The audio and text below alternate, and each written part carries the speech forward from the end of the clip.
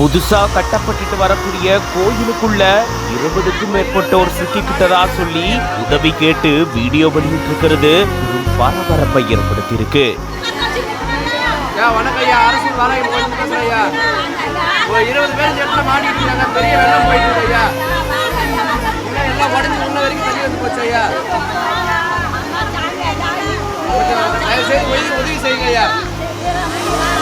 விழுப்புரம் மாவட்டம் முழுக்கவே கனமழை பெஞ்சிட்டு வரக்கூடிய சூழல்ல அரசூர் பக்கத்துல இருக்கக்கூடிய பகுதியில புதுசா வராகி கோயில் கட்டப்பட்டு வருது. இந்த கோயிலுக்குள்ள 20க்கும் மேற்பட்டோர் சிக்கிக்கிட்டதா கூறப்படுது.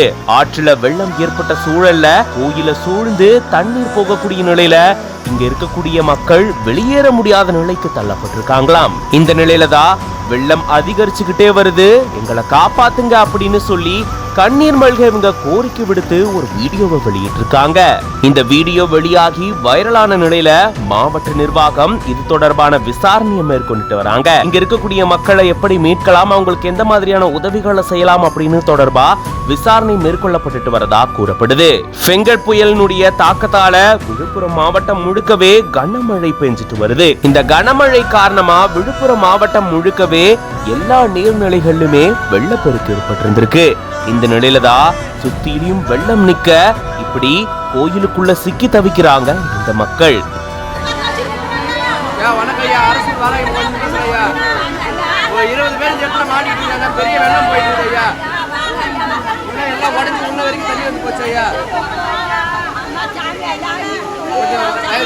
உதவி செய்யுங்க.